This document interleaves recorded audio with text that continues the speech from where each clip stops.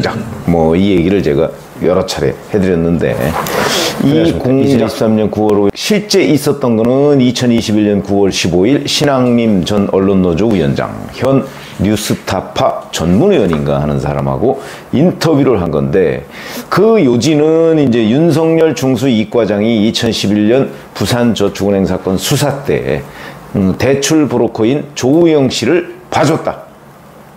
그게 바로 대장동의 씨앗이 됐다. 뭐 이런 요지입니다. 그러면서 이제 그때 얘기한 게 조우영이 출두를 하니까 커피를 타주면서 네가 조우영이야? 이러면서 봐줬고 박모 검사가 몇 가지 물어보더니 조 씨를 보내줘서 사건이 없어졌다. 이런 식으로 이제 김만배 씨가 신앙림 씨한테 얘기를 한 거고요. 신앙림은 그걸 그대로 받아 적어서 녹음을 한 거죠. 이게 이제 허위였다. 지금 이제 허위였다는 것이 밝혀졌는데 자, 문제는 이때부터 이미 김만배 씨는 이게 거짓이라는 것을 알았다. 처음부터. 뭐 이런 이제 증언들 이런 게 이제 후에 그 수사나 조사를 통해서 드러나고 있는 그 순간입니다, 지금. 자, 우선 김만배 씨가 조우영을 언제 만났느냐? 이걸 저는 이제 신앙림 씨 인터뷰하기 전에 만났을 것이다. 이렇게 한번 말씀드린 적이 있었는데 그게 합리적인 관측이죠. 조우영하고 얘기를 맞춰놔야 그 다음에 신앙림 씨한테 얘기를 하는 거 아니겠습니까? 그런데 언론 보도를 보면 그렇지 않은 걸로 보입니다. 조선일보는 9월 말에 조우영을 만났다. 물론 여러 번 만났겠죠. 그런데 하여튼 9월 말에 만났다고 얘기를 하고 한국일보는 10월 중순, 동아일보는 10월 초중순 뭐 이렇게 얘기를 하고 있는데 뭐 대개 이제 김만배가 조우영한테 한 얘기의 워딩은 비슷하게는 나옵니다. 의미는 조선일보는 이렇게 보도했죠. 형이 엉뚱한 방향으로 몰고 갈 테니 그냥 모른 척해라. 뭐 이런 식으로 얘기를 했다는 거고 한국일보는 형이 광야로 끌고 갈 테니 모른 척하고 있어라. 이렇게 얘기를 했다는 광야라는 표현이 있습니다. 의미는 같은 걸로 보입니다. 광야, 완전히 다른 국면으로 가겠다. 이런 거죠. 동아일보 보도를 보면 내가 아주 엉뚱한 방향으로 사건을 끌고 갈 거다. 그러면 사람들이 따라올 것이다. 이렇게 얘기를 했다고. 조금씩 워딩이 다릅니다. 의미는 뭐 다 같은 것으로 보이고요. 그러면서 김만배 씨가 이제 조우영한테 시간이 지나고 나서 사실이 아니었다고 하면 되니까 걱정하지 말라. 이렇게까지 재차 회유를 했다는 거죠. 이 얘기는 아마 대선 때 이제 이재명 후보가 대통령이 당선되고 나면 아, 사실은 그때 내가 이거 이렇게 얘기했는데 그거는 제가 착각한 겁니다. 이렇게 하면 끝이다. 이런 뜻입니다. 근데 어쩌죠? 이재명 후보가 당선이 되지 않았습니다. 그래서 이제 그때의 실체가 하나 둘씩 드러났다는 거죠.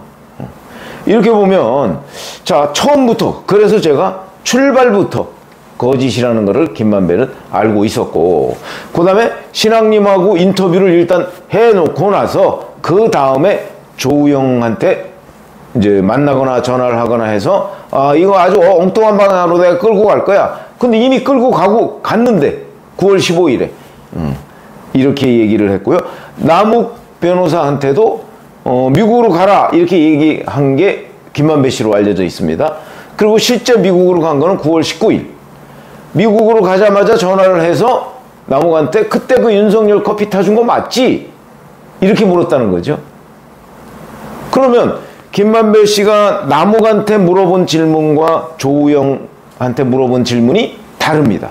조우영한테는 조우영이 그 실체를 알고 있으니까 조우영한테 이렇게 할 테니까 너 가만히 있어 이렇게 얘기했고 남욱한테는 그 커피 타주고 그 사건 무망한 거 맞지? 이렇게 얘기하니까 남욱이 얼떨결에 맞다고 얘기를 한 거죠.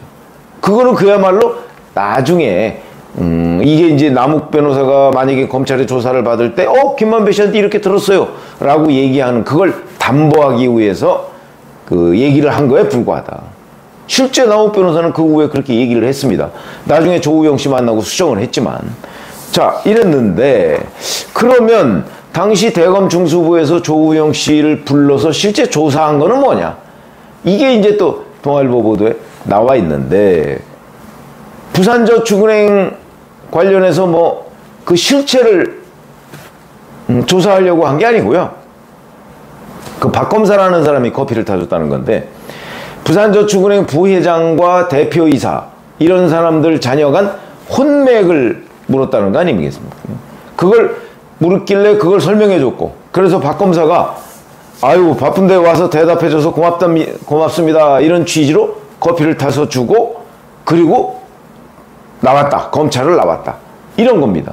그러면 김만배 씨는 조우영 씨가 왜 대검 중수부에 불려가서 어떤 내용을 진술했다 하는 거를 정확하게 알고 있을 텐데, 그런데 이거를 완전히 대장동 의혹의 윤석열 후보를 끌어들이기 위한 용도로 각색을 했다는 거죠.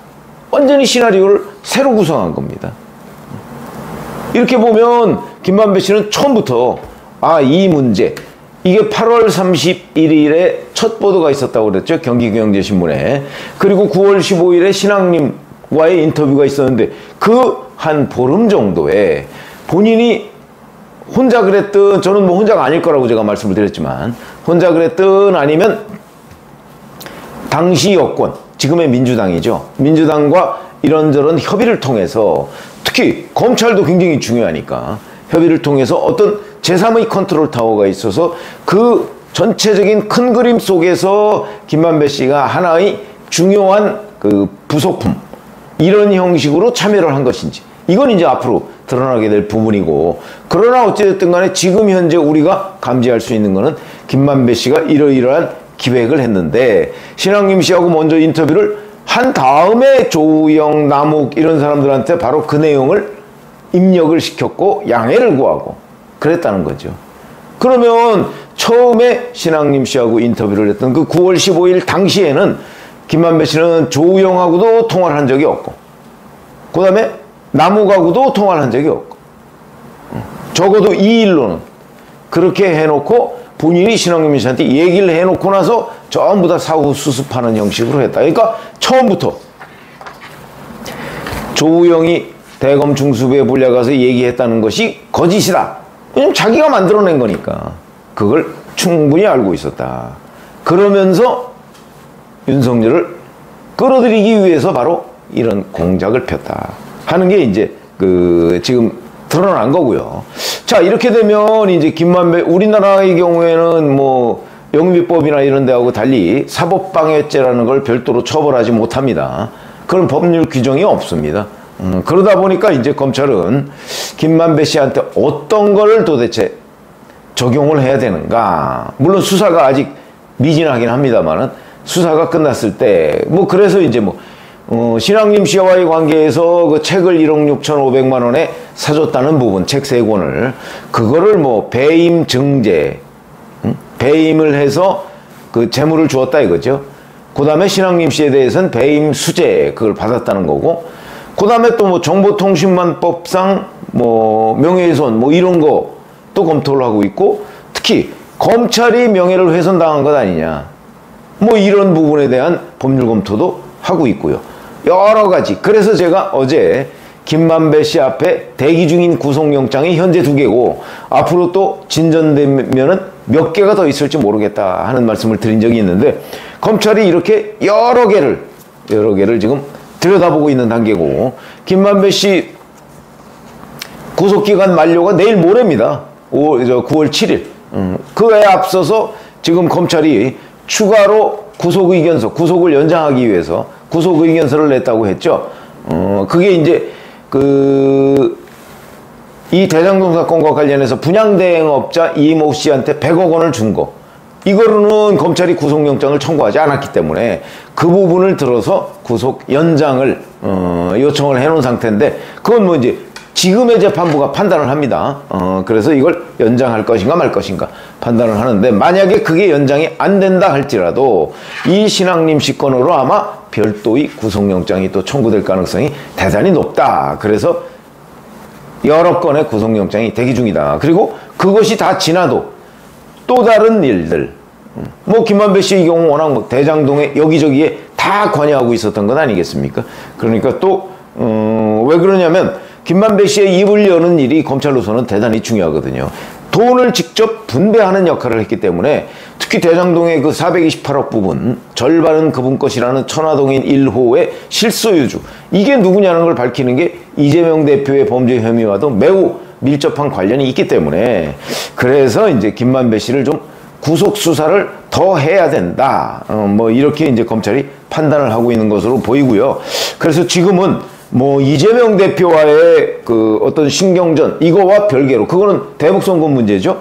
대장동 문제를 둘러싸고 김만배 씨와 검찰 간에 이 보이지 않는 신경전, 이거는 어찌 보면 더 치열하다. 그게 바로 이재명을 대장동 비자금 저수지로 잡을 수 있느냐 없느냐, 이걸 판가름하는 거기 때문에 지금 김만배 씨와의 힘겨루기가 훨씬 더 강화돼 있고, 그러다 보니까 김만배 씨에 대해서 어떻게 하든 구속기간을 연장해서 수사를 계속하려고 지금 검찰이 그 판단을 하고 그런 쪽을 열심히 들여다보고 있는 것으로 보인다. 어제 검찰 인사가 있었습니다만은 그 물론 검사장급 이상이죠.